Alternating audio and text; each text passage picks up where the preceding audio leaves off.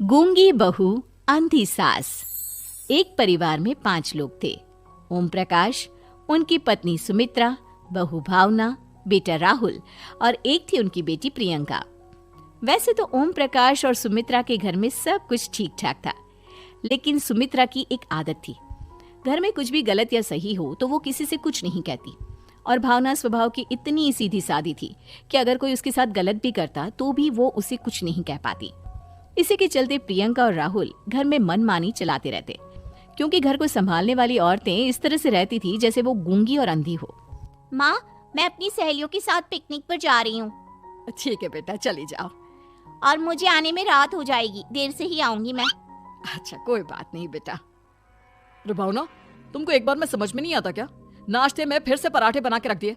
कितनी बार तुमसे कहा है कि मेरे लिए ढंग का नाश्ता बनाया करो। ठीक है जी, आगे से ध्यान रखूंगी। अरे ये बहू से किस तरह से बात कर रहे हो तुम राहुल? अरे तो और क्या करूं पापा, इसको कहीं बात एक बार में समझ में ही नहीं आती। सुमित्रा, तुम अपने बेटे को समझाती क्यों नहीं? बहू से बात करने का ये क्या तरीका है? अरे जिसकी जैसी मर्जी आए करो, मुझे क्या।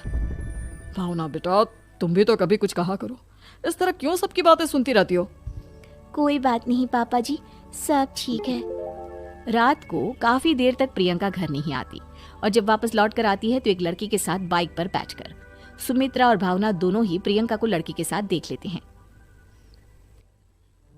आज तो जोर से डांट पड़ने वाली है, लेकिन मैं डर क्यों रही हूँ? माँ तो सब कुछ देखकर भी अंधी बनी रहती है।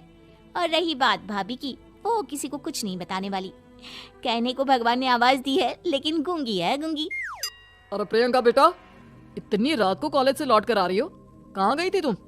पापा, वो सहेली के घर पर थी, पढ़ाई करने के लिए रुक गई थी। अच्छा, ठीक है, जाओ अपने कमरे में जाओ और सो जाओ। सुमित्रा ने अपनी बेटी को एक लड़की के साथ इतनी रात को आते देखकर भी उससे कुछ नहीं कहा और भावना ने भी इस बारे में किसी से कोई बात नहीं की। कुछ दिनों के बाद मामा जी का फोन आया था। उन्होंने प्रियंका के लिए कोई रिश्ता ढूंढा है। लड़के वाले उसे देखने आ रहे हैं। अरे मुझे नहीं करनी शादी वादी, किसी लड़की को बुलाने की कोई जरूरत नहीं है। ये तुम क्या कर रही हो प्रियंका बेटा? तुम्हारी शादी की उम्र हो चली है और तुम्हारे मामा जी ने बहुत अच्छा रिश्ता बताया है। पापा, अब जिद क्यों कर रहे हैं? और आप क्यों मेरी मर्जी के खिलाफ शादी कराना चाहते हैं? अरे माँ, इसको समझाइए ना। आपकी बेटी, आप तो बस चुपचाप सब कुछ होते हुए भी देखती रहती हैं। अरे तो क्या कहूँ, और मेरे कहने से क्या हो जाएगा? वैसे भी गलत क्या हो रहा है, सब कुछ सही तो है। भावना बहू, देखो तो प्रियंका हमारी बात नहीं समझेगी, लेकिन वो तुम्हारी हम उम्र है। क्या पता तुम्हारे कहने से उसे कुछ समझ में आ जाए। नहीं पापा जी, मेरे कहने से कुछ नहीं होगा। मैं प्रियंका को कैसे समझा सकती हूँ? वो ननद है मेरी, कहीं मेरी किसी बात का बुरा मान गई तो? सुमित्रा और भावना में से कोई भी प्रियंका को कुछ नहीं समझाता। इस बात से राहुल और ओम प्रकाश जी दोनों ही परेशान हो जाते हैं। और फिर जब लड़का प्रियंका को देखने के लिए आता है, मुझे आपकी बेटी बहुत पसंद है, मैं उसके साथ शादी करने के लिए तैयार हूँ।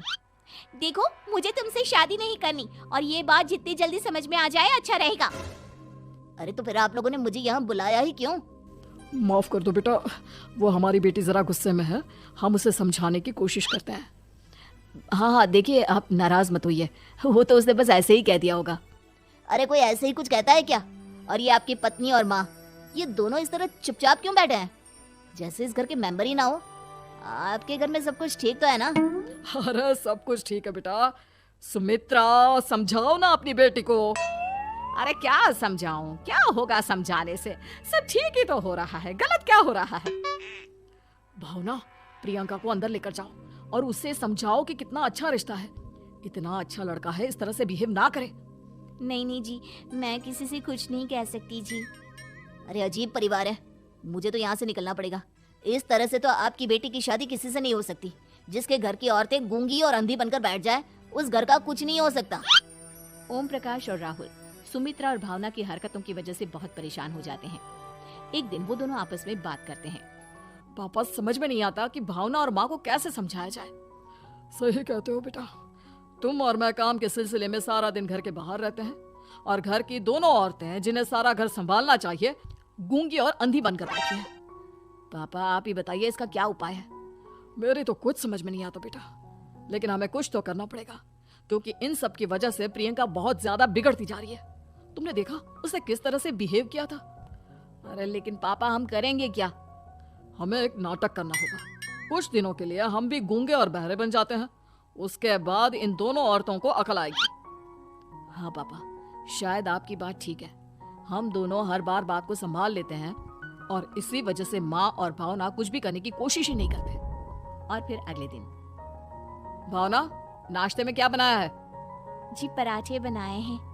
मेरे लिए पोहा बना दो। अच्छा जी ठीक है, अभी बना देती हूँ जी। बहू, नाश्ते में क्या बनाया है?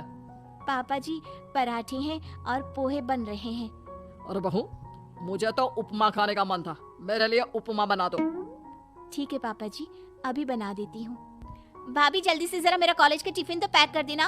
और सुनो, मुझे ना भिंडी की सब्जी खाने का मन है। सुमित्रा चुपचाप बैठी बैठी सब कुछ देख रही थी। उसने किसी से कुछ भी नहीं कहा और ये देखकर भावना को मन ही मन गुस्सा आ रहा था, लेकिन वो किसी से कुछ नहीं कह रही थी। उसे लग रहा था कि ओम प्रकाश जी, जो हमेशा उसकी साइड लेते थे, वो भी आज चुपचाप बैठे हुए थे। शाम के वक्त प्रियंका अपने बहुत सारे दोस्तों को लेकर घर आती है और उधर दूसरी तरफ से राहुल भी अपने ऑफिस के दोस्तों को लेकर घर आ जाता है। प्रियंका अपने कमरे में तेज म्यूजिक चलाकर डांस करती है और राहुल अपने दोस्तों के साथ बैठकर जोर जोर से हंस रहा था। प्रियंका और राहुल मिलकर पूरे घर को अस्त व्यस्त कर देते हैं, लेकिन भावना उनसे कोई शिकायत नहीं करती और सुमित्रा जी भी चुपचाप बैठी रहती है। लेकिन भावना और सुमित्रा के अंदर का गुस्सा धीरे धीरे बढ़ रहा था। फिर रात को ओम प्रकाश और राहुल एक दूसरे से बातें करते हैं। पापा, हमने इतना कुछ किया, फिर भी भावना कुछ बोलती ही नहीं और माँ भी कुछ गलत करने से किसी को रोकती ही नहीं। तुम चिंता मत करो बेटा, इन दोनों के अंदर का गुस्सा भर रहा है और बहुत जल्दी बाहर आने वाला है। अगले दिन, अरे बहू, ये कपड़े धुले हैं या गंदे हैं? पापा जी कपड़े तो मैंने धोकर ही आपकी अलमारी में रखे थे। मुझे तो साफ नहीं लग रहा है, एक बार और धो देना। प्रियंका, मैं सोच रहा था कि तुम्हें उस लड़के से शादी नहीं करनी है ना, मत करो। एक काम करो, वैसे भी क्या रखा है शादी वादी में, तुम्हें जो लड़का पसंद है उसके साथ जाकर कोर्ट मैरिज कर लो। इस बार ओम प्रकाश और राहुल की बात सुनकर भावना और सुमित्रा के अंदर का गुस्सा जाग उठता है। मैं किसी से कुछ कहती नहीं जी, इसका मतलब ये है कि आप लोग मुझे परेशान करते ही रहेंगे। कल 4 बार मुझसे नाश्ता बनवाया, आज पापा जी मुझसे धुले हुए कपड़ों को बार बार धुलवा रहे हैं। अरे मैं इंसान हूँ जी, कोई मशीन नहीं हूँ। तुम दोनों ने मिलकर इस घर की कैसी हालत बना दी है और अपनी बहन को भागकर शादी करने के लिए कह रहे हो। तुम भाई हो या दुश्मन? ओम प्रकाश और राहुल जोर जोर से हंसने लगते हैं। अरे इसमें हंसने की क्या बात है? हम लोग यहाँ इतने परेशान हो रहे हैं जी, तुम लोगों को ऐसी हरकत करने के बाद भी हंसी आ रही है। ये क्या कर रहे हैं जी आप दोनों? यही तो हम चाहते थे कि सुमित्रा, तुम अंधी होकर ना बैठी रहो। घर में कुछ भी गलत हो तो उसे रोकने की कोशिश करो। और भावना, तुम अपने साथ हो रहे गलत व्यवहार पर भी कभी मुंह नहीं खोलती, ये सही बात नहीं है। मैं चाहता था कि तुम्हारी भी जुबान खुले, तुम गलत बात का विरोध करो। गूंगी बहू और अंधी सास की ये जोड़ी इस घर में अब नहीं चलेगी।